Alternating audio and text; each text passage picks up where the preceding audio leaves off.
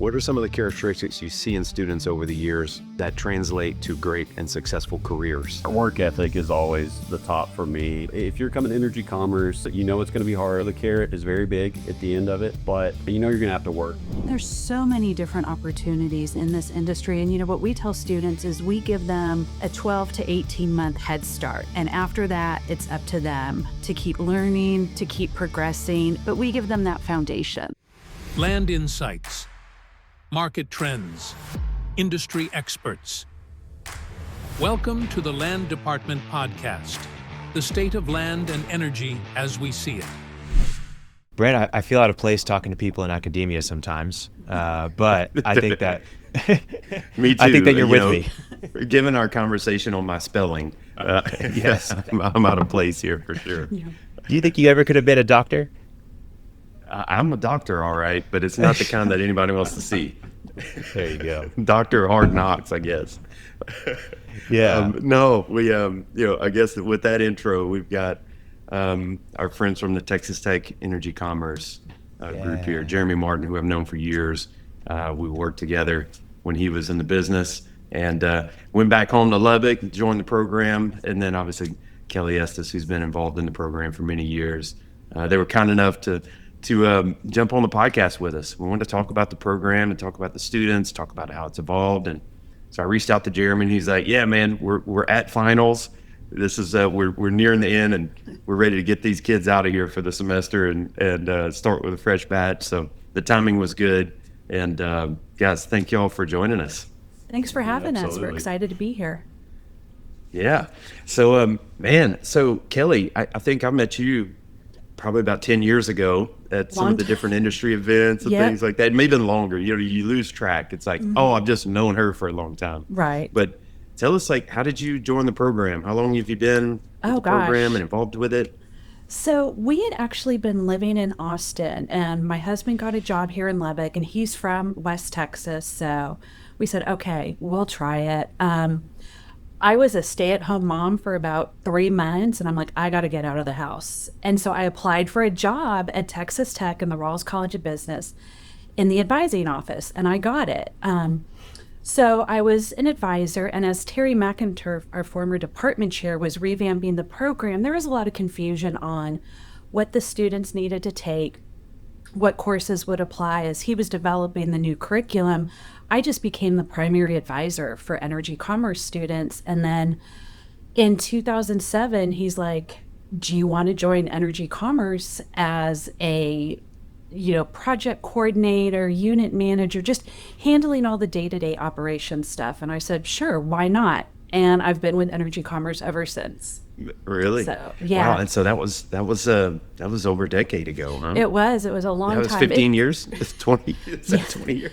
20 years at Tech in February. So yeah, about wow. 15. Funny story. Mr. Dudley actually called me in the early days and invited me to the Dudley Nate party. And Terry was very jealous because he had never been invited to the Nate party. And so I was like, I can call back and ask if I can bring you. He's like, no. And so, No, I'd never. But yeah, I thought that was always a funny, great story. So Yeah, appreciate gosh, it. we've been having that. We've had that party for many, many years. And now it's like, we can't not have it. I'm worried people think we're out of business or something. What's wrong with the Dudley guys? Y'all, that's kind of been the cool thing. We've always invited the programs and the students. They're, y'all's program is an institution in our space. Many of our clients and some of our employees today are Texas Tech grads. And so always admired the program. I think y'all run it very well. You've got the right mentality for it, the right attitude toward your program and the students that you have participating in it, and the industry participation is a big deal too. And we're going to talk about all that. I'd really like to understand how all that comes together. But Jeremy, tell us about how you ended up back in Lubbock and involved in the program. I graduated from the program in 2009. Kellie was actually, I guess, whatever. I went to talk to Kellie before I actually joined. She was to get things done. Yeah. She was to get things done. But, I worked in the industry, dealt with Dudley for many years and kind of wanted to, I guess the opportunity presented itself to come back to Lubbock, and there's not very many landman jobs in Lubbock. So, just kind of got blessed to be able to come back here, and I was scared to death teaching.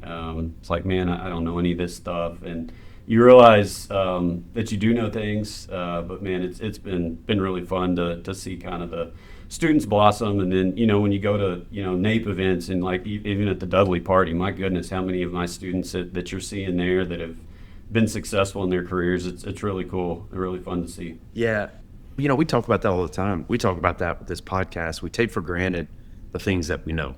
When you are in this profession, and college teaches you certain things, habits, study habits, terminology, how to critically think, all those things, but you don't really know this profession till you're in it.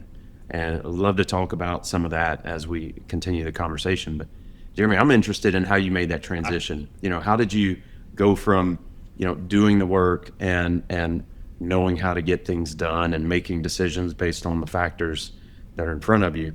How did you take that and shift your perspective to be able to really teach those things? Terry, when he kind of shepherded me for a few months before I kind of took over some of the courses he was teaching, and one thing he told me, he says, look, you know more than they do, and they don't know anything. And so that was comforting to just be like, hey, even if I'm making stuff up on the fly, they're still gonna they won't know. I know more than they do, and they're not gonna know any different. So that was kind of comforting. But no, I think it's drawn on those real life experiences. When your rear end has been in the firing squad, and you're sitting there and getting yelled at by whomever, and those experiences build a lot and make you learn. And I think that's where, when the students really, you can tell, they're kind of floating around, and all of a sudden you bring up a story, and man, they kind of perk up and actually, tend to listen and pull something out of that. And, we get evaluations and everything done at the end of the semesters, and it's always, oh yeah, I always like the real world stories, because I think that brings to life that, we're blessed to have all the faculty members here in energy commerce have actually been in the industry. And so we have those, we call them war stories, to be able to talk about. And so I think that transition, you don't really know, maybe you've forgotten what you know. And so to boil it down to, hey, this is a section in a township and a range, and it's like, wow, they don't know this stuff. And that's just items that we take for granted. And so I think being able to transition over from, I don't want to say dumbing it down, but kind of getting it to where it's get back to the basics. It really is pretty fun to be able to do that. And yeah, it was a transition, because I think you're talking to them, and you're used to bouncing stuff off of people that do this for a living, and they don't know anything. And so they come in very green, and it's kind of fun to see that transition from not knowing anything about the energy industry to sending them out, and their work in the Permian Basin or whatever. It's really, really cool. Yeah. Kellie, how's the program structured? Maybe step back a little bit and just maybe talk about when you really get into the nitty gritty that Sure. Jeremy's talking about. Sure. I mean, obviously it's a business degree to a certain extent, but tell us about the program. Is it under the College of Business? Is it standalone program? So we are a major here in the Rawls College of Business, not your typical business major like you would see accounting or finance. We are our own academic area, which is really, I think, a hallmark compared to other programs. So we don't fall under a different area. We are a standalone area. Students can start taking our classes their junior year, provided they've completed all their lower division and they have a 3.0 GPA. A couple of years ago, we started allowing sophomores to not start our classes, but start participating in our recruiting events, our student or scholarships, things like that, because we're trying to hook them earlier. We saw that kids would come to tech, declare energy commerce, but because they couldn't take classes until junior year, we would lose a lot of them. Drift away, pick something easier. Maybe they're like, oh, I don't want to be there for 2 full years doing all energy commerce courses, because people say that energy commerce is the most difficult major in the college. I don't necessarily disagree with that. We have high standards. We expect a lot of our students, but they go out when they're done and have these great careers in industry, and our faculty know exactly what they need to be successful. So, Yeah. Well, anything worth having takes work, right? it does. It does. And I think, energy commerce majors are usually high achievers here in the college. They're very competitive with themselves, within the program, outside of the program. So they want this and they're willing to work for it. And for the most part. So being that it's a declared major, right? You can declare that you're an energy commerce major your freshman year, but those first underclassmen years are your basic business principles, getting your core curriculum kind of stuff done. Yeah. And then so to get into those upper level classes, your actual energy commerce classes, you have to have a 3.0 going into your junior year. Yep. Have to Okay, have so a there's 3.0. like That's non-negotiable. Yeah. So you go ahead. I was going to say, you don't have to maintain it, and we joke around that you're not going to maintain your GPA, that it's going to go down. So if you came in with a 4.0, you can kiss that goodbye. There's no perfect landman. There is no perfect landman. And especially, the spring semester of their junior year, that's probably the hardest semester in the program. In the fall, they'll have the PLM class and the intro energy industry fundamentals that Jeremy teaches. But in the spring, they're doing oil and gas law 1, oil and gas agreements 1, energy markets. They might be taking Jeremy's energy systems class as well if they've got a land internship. So that spring semester junior year is tough. There's some gnashing of teeth and crying and Yeah. But they come out stronger at the end. That's when you see them really gel as a class, as a cohort. That's where those friendships are made, those lifelong friendships. So. Well, I mean, I think we can all attest. I went to school, and the first 2 years I was a nursing major, right? And after I had to drop biology twice, I said, okay, I don't deserve to be helping people. But open up the catalog, and I'm a UL graduate in the pre-LM program from 2003, and I start looking through it, and it's like, okay, what can I think by into your sophomore year, you're thinking about, okay, I need to get something out of this. A management degree isn't going to do anything for me if I'm not going into my parents' business or something like that, right?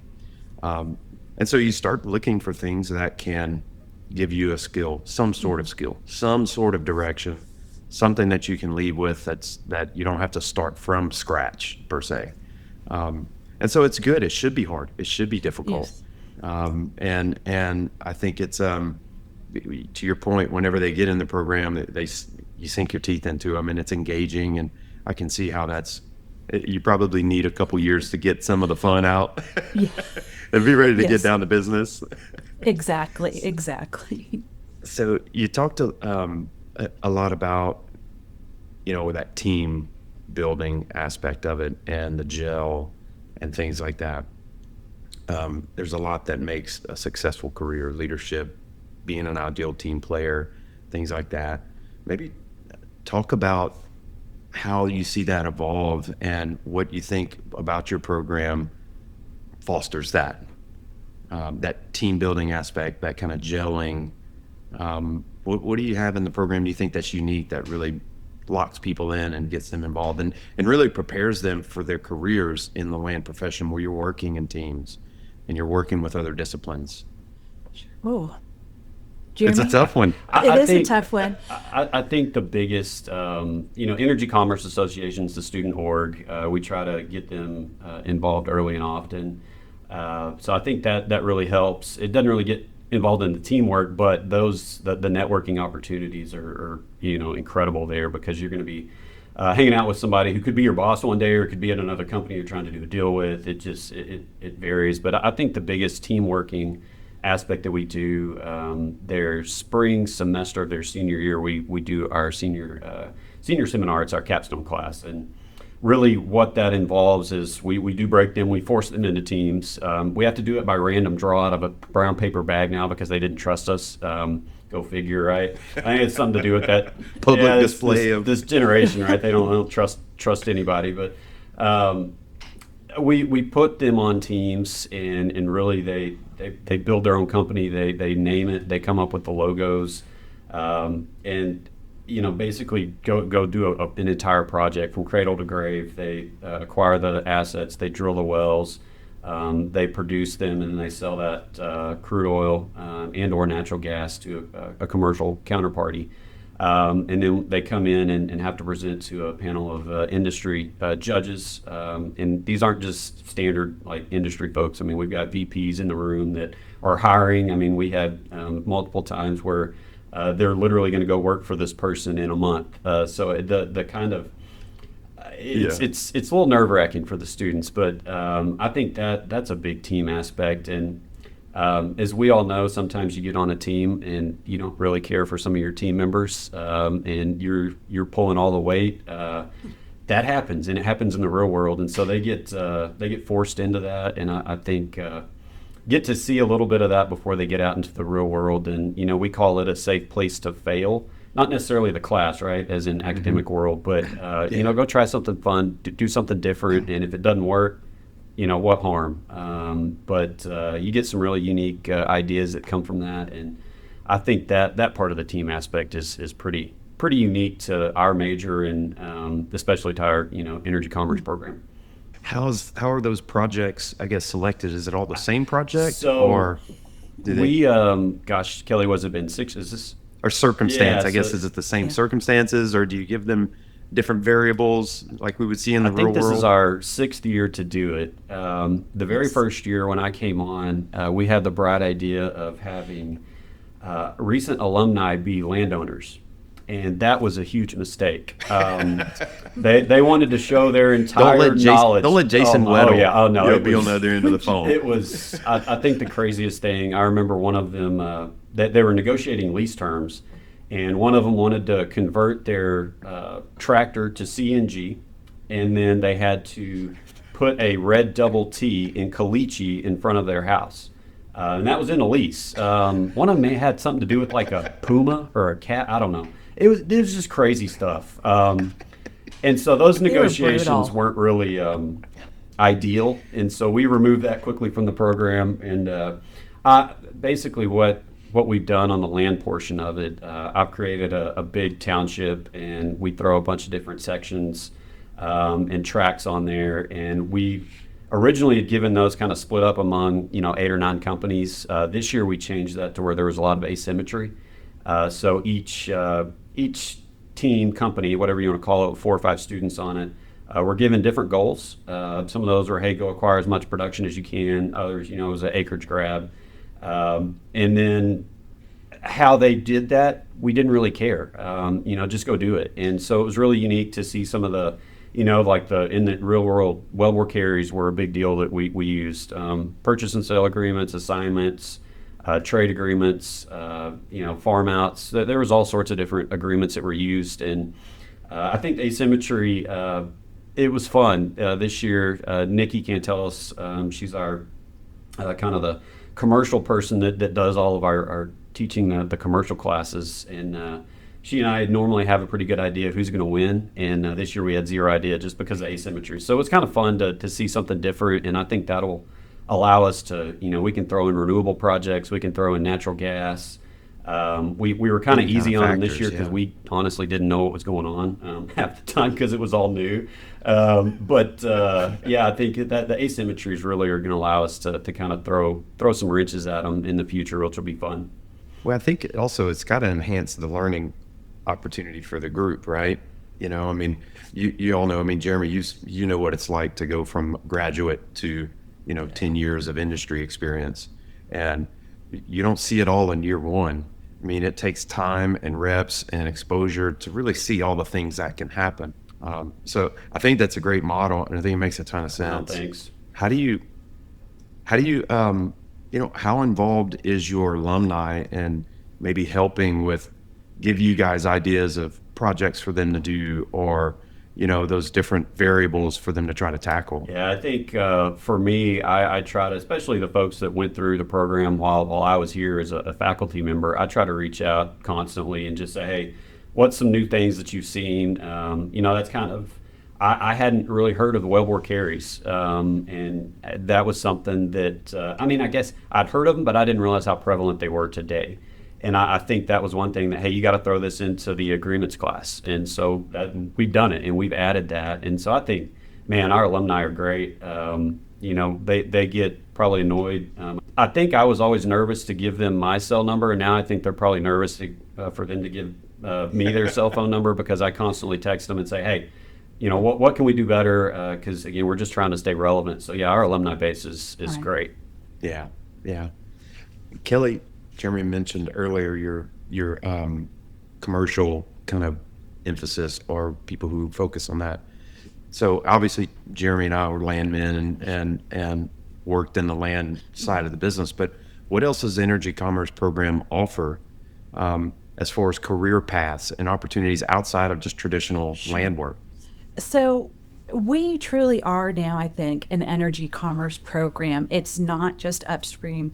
We're placing students in commercial roles, scheduling roles, marketing roles, trading, just the whole breadth, midstream, downstream. We have students going to work for family offices, banks, oil field service companies. So we really, I think, have gotten to the point where we can say, we cover the entire energy industry, except for the engineering side, because we are not engineers. Nor do we want have to personalities. Oh, that's like we the do not want to be. It's like the anti-landman, Right, exactly. How has And that we were evolved, Kellie? So in 2014, we actually were very lucky, and Nikki Cantalis, who Jeremy mentioned, kind of just fell into our lap. She's had a long and storied career in the midstream, downstream side of the industry. Spent her career at BP, was on their London trading desk, ran the refineries for them, pipelines. She happened to move to Lubbock and came over to visit in the College of Business, met with the assistant dean at the time. The assistant dean brought her to us, and we just went from there. She's been extremely instrumental in developing these courses, like our energy markets course, our quantitative methods course. We have a power generation and trading course.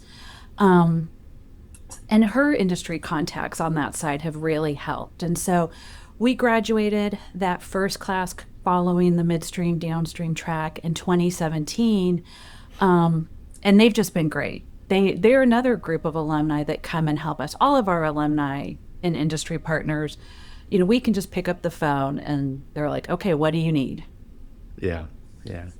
Well, that's the beauty of it. I think that's one thing I can attest to in my career, doing this. I get the opportunity to work with a lot of different in-house, company people, which that's the majority of your graduates are going to work for companies. They're working in-house, at least out of school. They're all very supportive, right? There's not many times where maybe I have a project that can support or facilitate an intern, and we get interns from the programs in their sophomore and junior years oftentimes.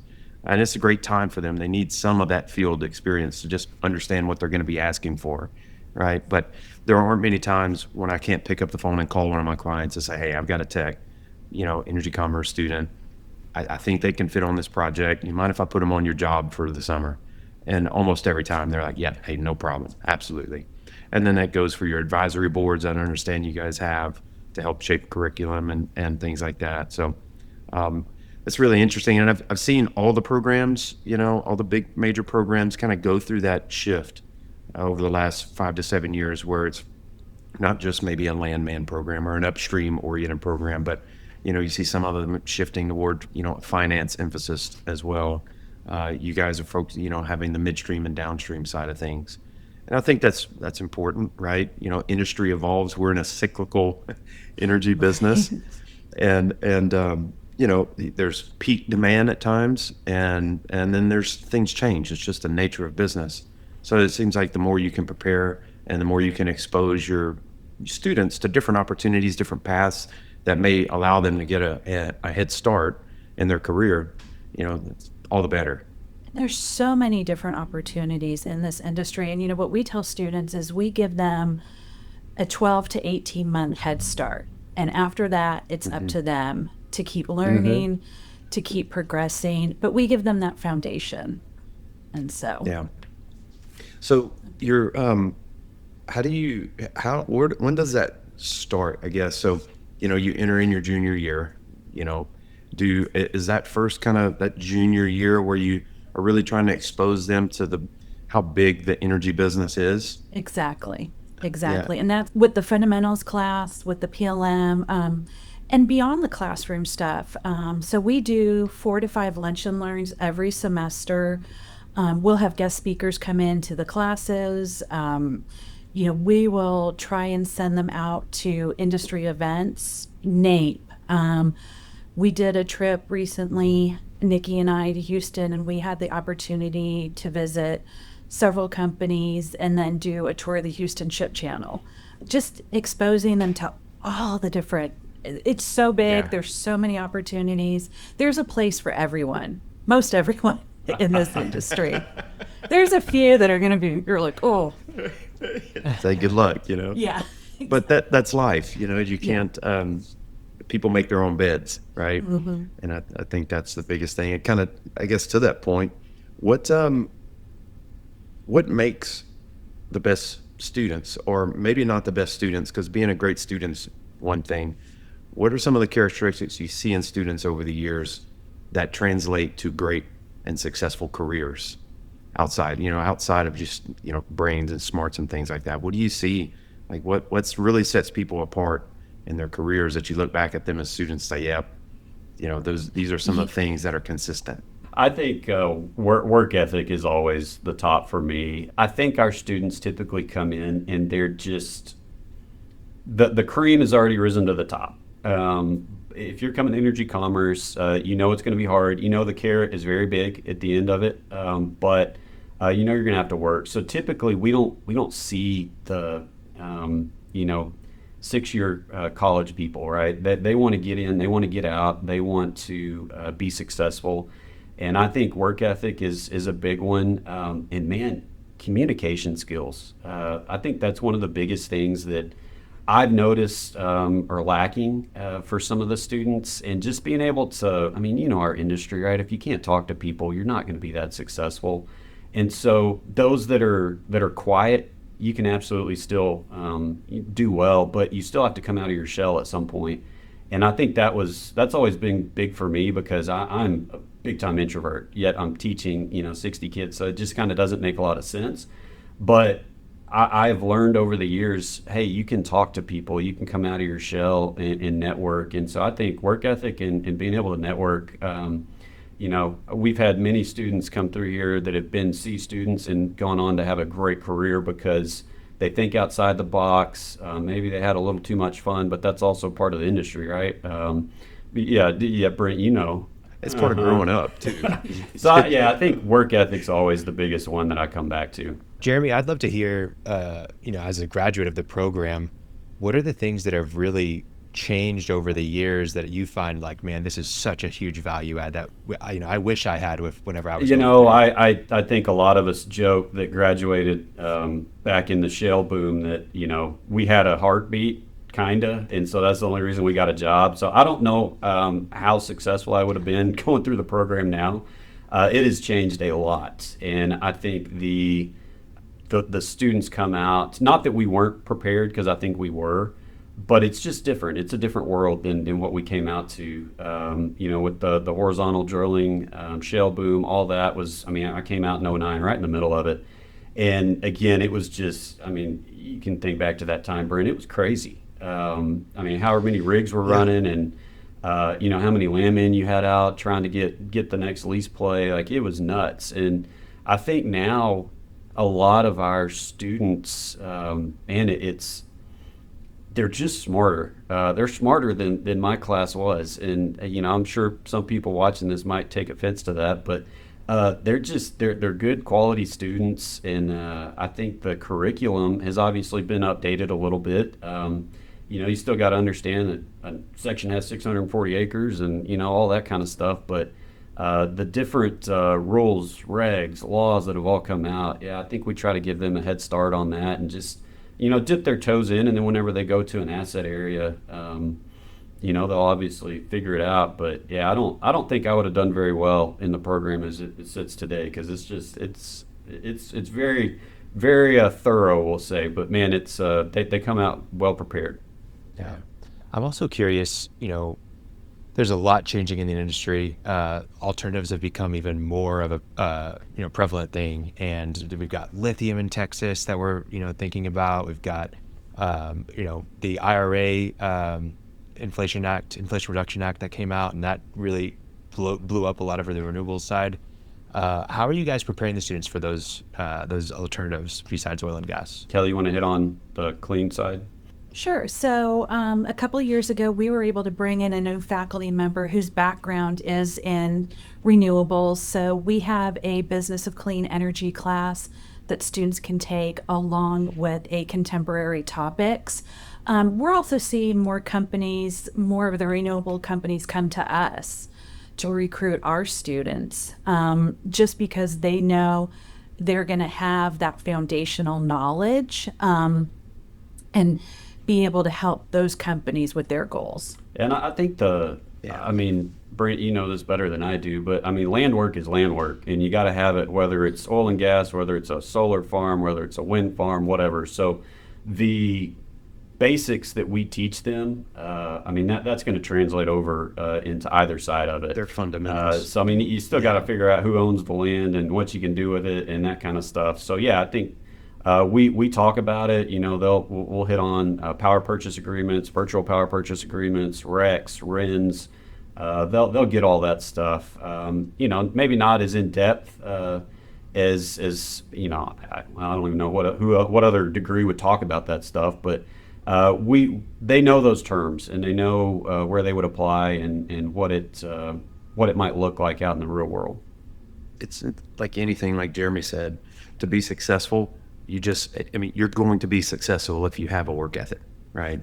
And part of that, we're old school enough where it's like a landman went where the land work was and was willing to kind of make that sacrifice to get in the door.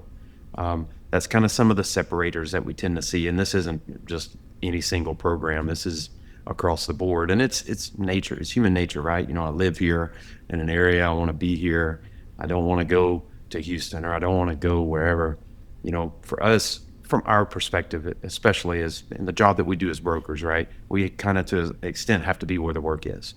And, those students that are willing to open up and make the most of it and say, hey, I want to learn about this aspect of the business, whether it's an internship for 2 months or they're graduating and they just, for whatever reason, have an interest in our side of the business.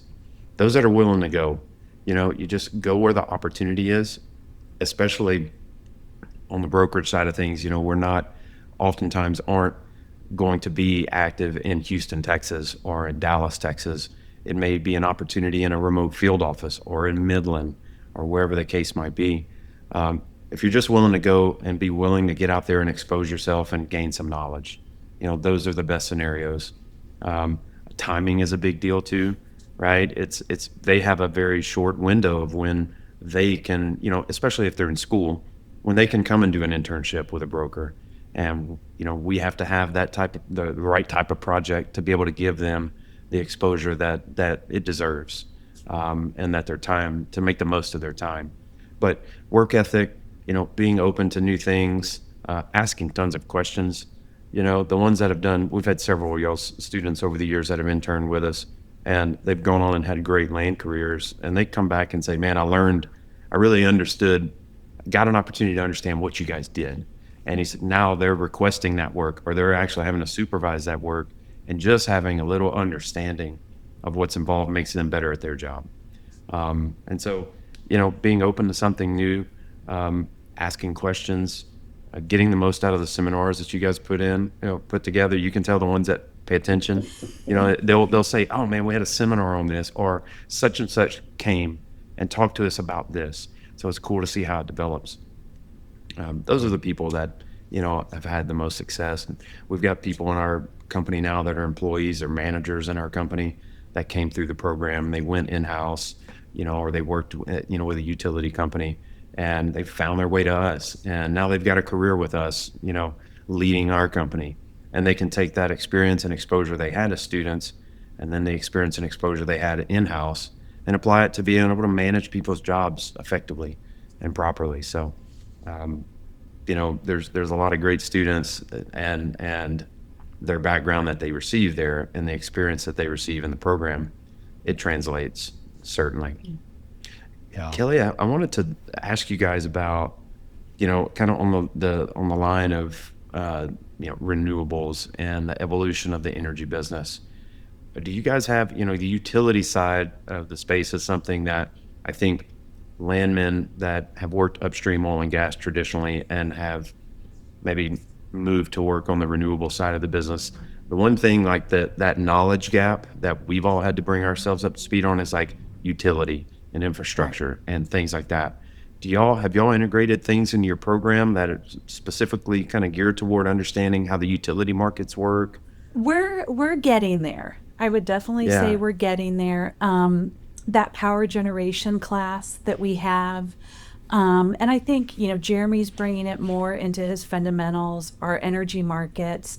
We're trying to put something in with the oil and gas law class, just a case here, a case there, and that's the way you start. Is you figure out where you can integrate it into your current curriculum. And then as students express an interest, or as we get more industry partners on that side, then we can look at, okay, we've got to create more classes for this.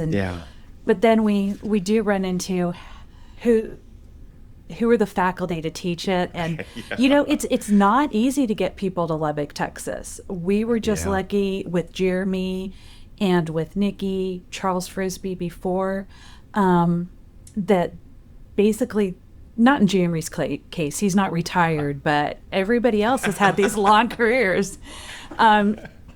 Jerry just wanted to get back to West Texas for some football and basketball games, let's be honest. How do you get those faculty members to come, those knowledge experts? And I think the other side of it is there's an expectation from industry of what our students are going to know, and we only have them for a certain amount of time, and so it's hard to what am I going to cut out to replace with whatever it is, utilities, renewables. So I think there's always a fine balancing act, and that's where we lean on industry folks, again, our alumni, to kind of say, hey, we're thinking about this, but our bread and butter is the oil and gas industry right now, and I don't think it's going anywhere anytime soon. But again, those skills do translate. But I think there's certain, we talk about FERC regulations, and we talk about those types of things to where, again, just the general knowledge of it. We don't go into a ton of detail, but they'll at least know, what ERCOT is and those types of things to understand that side of it. But I think it's just a fine line of what do we get rid of, what do we add, what do we take away, and it is a balancing act. Obviously, the oil and gas business we're in Texas, baby. It's going to be there, and it's not going to change. And we talked earlier about, when you graduated and I graduated from college. I'm the oldest of the young. Now I'm just the oldest, it feels like, in the business. But what season of placement or enrollment do you see us in? I mean, how have things evolved over the last 10 years, and where do you see, participation in your program over the next 5 years? I would say, and we've made a deliberate effort the past couple of summers to go to every Red Raider orientation to talk about the Energy Commerce program. So we are seeing strong enrollment in the program. It might be a little too strong for me at the moment, but ask me after grades post. Because, we want to be able to still give our students the individual attention that we're known for, and be able to do all the extracurriculars for our students. And if we get too big, we're not going to be able to do that. So what is our sweet spot? But like we tell students at orientation and their parents, because if we can get in front of parents, they're sold on the program. Yeah. Energy is not going anywhere. Their kids will have our current students will have a long career in energy. Their kids will have a long career in energy, and probably their grandkids. So I think we're positioned in a really strong way to continue having a great program and do all the things that we can do for our kids and maintain our standards. I think that's another big thing for all the faculty in energy commerce, is maintaining our standards and making sure our students have opportunities and we don't flood the market. Yeah, that's a good point. How did that culture, I guess, evolve, or maybe not evolve? How did it come to fruition? Right? I mean, because that's a big deal. You see it in business all the time. Oh, I'm going to grow and be the biggest and best, and then you have others that, hey, I'm going to be the best, and that is front and center in whatever I'm going to do in business. And I'm not focused on 10xing my growth. I want to 10x my longevity, and I want to have a high placement rate, or whatever the case may be. How was that established in the program? How did that culture come to be? I think it's been there since day one. Since Terry McInturf was hired to come back and revamp the PLM program, with everyone having worked in business and in industry, it's just important that we maintain these standards. We don't mess around in energy commerce. We have fun with what we're doing, but we take what we do seriously. If a student is not going to participate in our events that are required in order to go through Meet the Industry or interview on campus, well, then that's on them. We have a strict attendance policy in all of our classes. What is it, Jeremy? 2 unexcused absences are allowed, and every absence after that, you drop a letter grade. So, you're expected to go to work. You're going Well, to and work. it sets think about if you go get a job and you don't show up or you're late, like, you're going to get fired. And so I think that's kind of the mentality of this program. And the other thing that I think is pretty unique, we don't really let them use laptops. It's handwritten, so you are staring at whatever slides or the professor, and you're not distracted. Now, phones still get distracting, obviously, but I think not having laptops and those types of things, you hear from students like, blah, blah, blah, and then at the end of the semester, like, oh, okay, that makes sense now because I actually paid attention. So yeah, it's just a different animal. Yeah. Talking about different animals, right? We got this big old gorilla in the room, called compute power and AI and all these things. How does that factor into the development of your curriculum, the participation of your students? How do you balance that? How have you seen it start to show itself? Because obviously it's evolving, right? I'm talking to my son and his 16-year-old girlfriend, and they're using their AI chatbot in Snapchat. You know what I mean? To answer questions and talking to it like it's a regular person. So, I think about my workforce over the next 10 years. What is that going to look like? Obviously, we spend a lot of time talking on my side of the business about this kind of age gap and participation gap in the field land business. There's talk about, I'm sitting on a panel next week about AI and title examination and all these things. We know something is coming. We don't know what it's going to be and how it's really going to affect us. We know we have to be using it if we're going to stay relevant, but we don't really know how to use it, right? What's y'all's thoughts on AI and how it's going to affect how the workforce completes their jobs or does participates in industry? Yeah, I think one thing that we've tried to do is I teach an energy systems class, and I'm not going to say I'm embracing the AI part of it yet, but it's there, and it is the giant elephant in the room. You're right. I think the biggest thing that I try to tell students is AI, you're going to be able to use it. You're going to do that, and we do. We have a couple companies that come in and teach the students about it. I think my perspective is AI is only as good as the person being able to use it or disseminate the information. And so if you can't, I've gone to ChatGPT and asked it some oil and gas stuff, and that's a little too nuanced for it to really understand. Now, In 10 years, probably not. But I think if you know how to use it and you're able to interpret whatever the data it's bringing back to you, I don't think that's a bad thing. And so I'm not saying we're embracing it, but the students are definitely in that. I mean, we spend a lot of time on software systems and learning how to use them, and AI is a part of it. We just did probably about a 4-week training session with Enrollment, and we came up with they've got their little AI bot thing over there that you can type in and ask it questions, and it'll pull up different things for you. And so their Prism format or their Prism system is really, really incredible. And so we're teaching our students how to use it. And that kind of I think again separates us a little bit. Our students they came out, and I don't know if y'all see the LinkedIn post, but oh my gosh, every one of them they're Enrollment land certified now. And so that's just another thing that we're trying to get out there for resume building, for people to come out from our program and do well, and hit the ground running. And AI's there, the software systems are there. They hate GIS with a passion, but we teach it, and we make them learn how to build some maps, and whether they'll.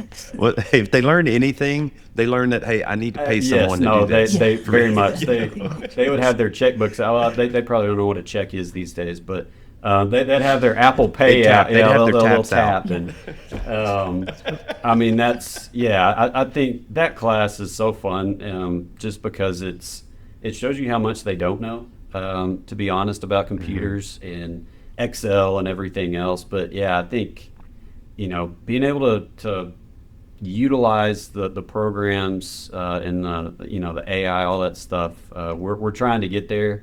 I hate it, but it's part of the world. Yeah, it's kind of the same thing. I mean, you mentioned today's students are so much more advanced. Well, it's just their baseline knowledge is so much more advanced, right? When I came out, I was writing in legal pads, and coloring maps and all those things. And just by virtue of the advancements that our industry has adopted and how we've grown as an industry and as a profession, it can't help but be better, And really it's about how, I'm at the point in my career where I'm starting to hire these 5-year students, out of school. They're not students anymore. They're professionals, right? 5-7-year professionals. And they're so much farther ahead than I was when I was 5 years into the industry, just because they're much better with the resources that are out there, much better with the tools. All I have to do is expose them to things and share experience, and that's the big part of it, giving them exposure, putting them in places where they can experience things and learn things, teaching them the communication aspect of it, how to be a part of a team, how to be a leader, how to communicate, how to handle conflict, how to do after action reviews, right? Hey, I went through this thing. What did I do right? What did I do wrong? Those are all things that you don't learn in school. You learn in the real world. And so I think that's, they're going to be better, on the AI front and tech front. To your point, we don't know what it's going to be. But we know we need to be paying attention to it, but those critical thinking skills aren't going to go away. Nothing changes. You still have to be the hardest working, to think the most clearly, deal well with people. After all, the upstream business is about people. It's about dealing with folks, being a good member of a team, and then just apply whatever tools are there for you, and you're off to the races. I remember. I guess just kind of going back to the how things have changed. You've seen, like we were taught, Terry had handed us like an abstract, like a literally paper abstract. And then I got to the real world and it's like, oh, the digital disc abstract, like sweet. And hey, where's my dadgum? I used to put my CDs. This is where I put my, my CDs I need in section there. 23, whatever. Where's that disc at? And now it's like, no, like in Veris and others, you just go in there and you click on it and it adds it to an abstract. And it's just crazy. The things that have changed. It's the industry is weird. With you guys, you're constantly thinking about curriculum and how do you prepare your students, but. Yeah, you get all the fancy widgets and all the fancy tools if you're working Permian. But if you're working some new asset in some new place, it's like you're 15 years in the past. as far as the resources that are available to you. So you can't abandon the old ways, because you still have to function, you know. Yeah, not all so it's courthouses gonna are be online interesting. these days, are they? Oh gosh, no. I mean, literally yesterday, started a new client called us. Hey, we've got 6,000 acres, you know, and in between a couple of units that we need to get put together. We've got some stranded acres. You want to go button it up so we can drill some allocation wells and do some stuff like that. And we're like, oh, great. And they're like, yeah, so y'all can get that done, you know, in a month or so. And I was like, spit out my coffee and and explain to them that, look, no, I can't go to DI courthouse in this county. It doesn't exist. You know, I've got to find someone to go to BFE, Texas, and plant in a courthouse, you know, and do this work. And it was like, and I realized, hey, this person's been doing this for 7 years, and they've been, you know, largely in the Eagle Ford or largely in the Permian. They've never experienced like what land work, you know, in some parts of the country still is. And so it was kind of cool. I had to walk through like, no, this is the process. This is how we're going to have to handle it. And now these are the expectations, right, for timelines and things like that. And went through a whole kind of educational, you know, lesson so that they could articulate that to their leadership, right? Because they have to give answers and they have to be accountable for what they're tasking us to do. So yeah, we're kind of in that weird time, but I guess all in all, one thing I can say, y'all do a great job with your program. Your students are well prepared and well respected. I've got a lot of close friends and counterparts and clients that have come through the program, and they're good folks, and got good employees that are good graduates of your program. So kudos to you guys. And so I guess if people are wanting to send their kid to Texas Tech and learn more about the program, how can they start? Like, where's the start? Just email us, call us. We are happy to talk about energy commerce any day, anytime. If someone's coming for a campus visit, let us know. We will make time to talk to them while they're here. We have set up Zoom calls. We've set up Teams calls. Again, we want kids to know about the program, and if this is a good fit for them, we want them to join with us. And if it's not, we just want them to be successful. So Yeah, it's right. that simple. Well, and I'm sure it's the same if someone wants a speaking opportunity or Yes. is looking to hire interns, or maybe people out of college, same thing, get in Yes. touch. Just get in touch with any, Okay. they can go to the website. We've got all our contact information, and any one of us can help. Excellent. We'll put some of that contact info in the show notes for people. Kelly's being modest. When she says anyone can help, it means that I'll send an email to Kelly, and then Kelly will handle it because I know nothing. That's You're great. just teaching. You're yeah. here to teach. Hey, and be a pretty Awesome. face, Well, right? That's right. I mean, you fit on this podcast as a Yeah, I bald like guy. it. I you know? like it. Well, y'all, hey, thank you so much. You know, I didn't participate in the program, so I'm always interested in the programs. I've always known and heard great things about you guys, so it was really cool to learn more about how you've evolved and how you go about preparing these students for the workforce. So, Jeremy, thank you so much, man. Love you, Yep. bud. Appreciate you. Thanks. Thank y'all. Enjoyed today's topic? Follow us on Spotify, Apple Podcasts, and YouTube. Learn more at dudley-land.com. See you next episode.